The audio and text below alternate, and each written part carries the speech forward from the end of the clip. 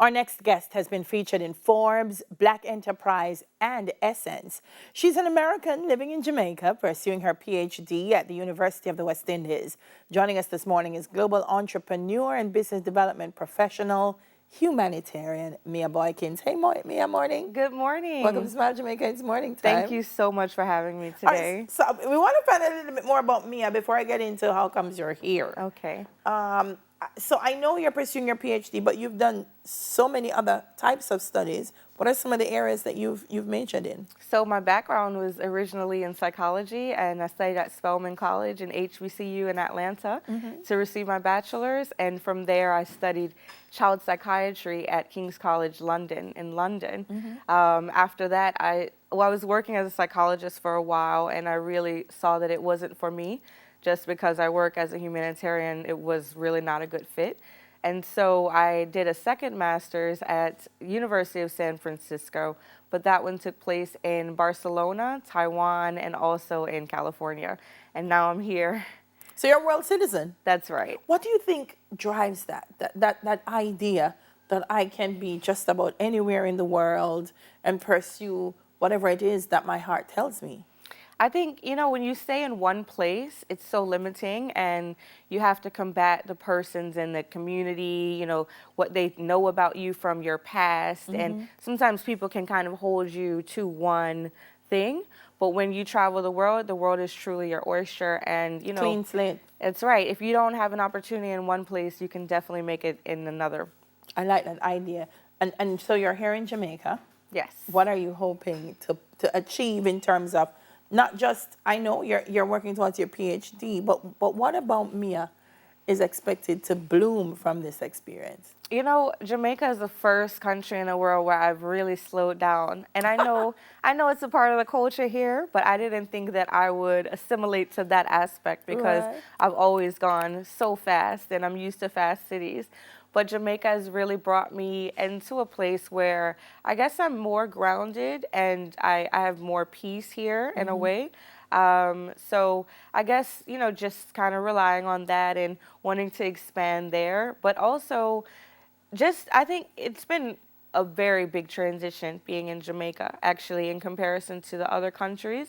So I feel like I've just become more open-minded, stronger. Jamaicans are so creative and innovative. So I've definitely learned a lot of things and to do a lot of things that I didn't before.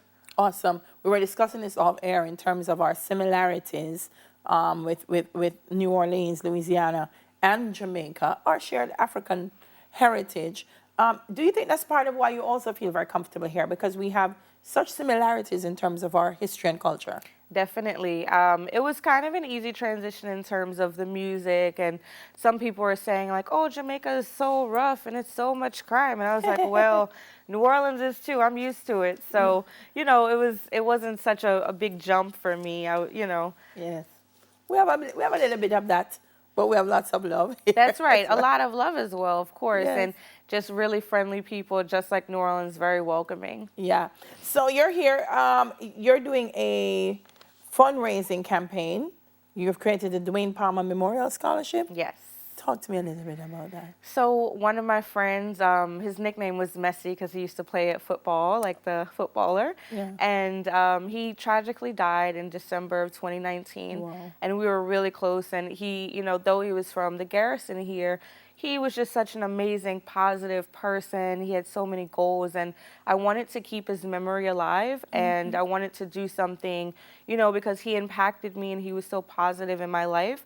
I really wanted to keep that legacy alive, so I wanted to start a scholarship fund, and so my scholarship targets first-year students who are from Garrison. So he was living in Seaview and also in Portmore. So I'm really looking to help students like that, people who have drive, who just don't have the access and also the financial resources to be successful. Wow! Thank you so much for that. Thank you, Mea. So you're working with All for Jamaica Foundation. I did, yes. Minister Pernell Charles. I did some events with them, and I'll always partner with them as well. Yeah, and that was about business development. So I get that apart from trying to broaden access in terms of financial access, that you also share your knowledge and experiences as an entrepreneur with young people. That's right.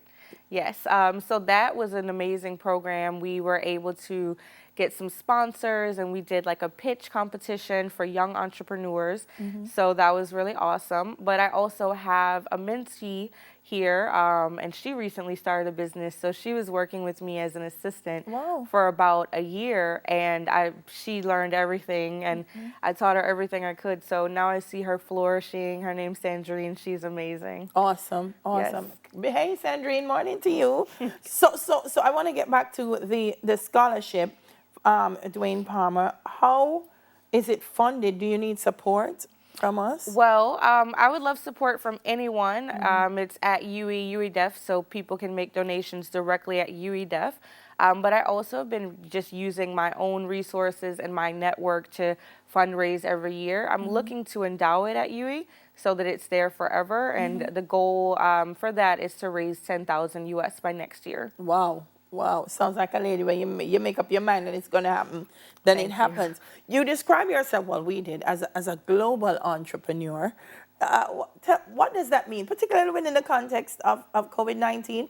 I feel like once you're going to be an entrepreneur, it better be global. That's right. Oh, yeah, because the struggle is real no matter what, especially after COVID. I would say global entrepreneur because, as you see, I've lived in 6 countries, and so I have networks around the world. And basically, I ended up just leveraging my connections and my contacts to make money. So I work with all of my friends. They're in the entertainment and also in the government sector in different countries. Yeah. Well, how different has it been as a woman in business to exist in those different countries? Because I know that there are challenges that are similar for women across the world, but then sometimes when I hear how the environment is in different countries, it may be more friendly to women, it may be less friendly to women.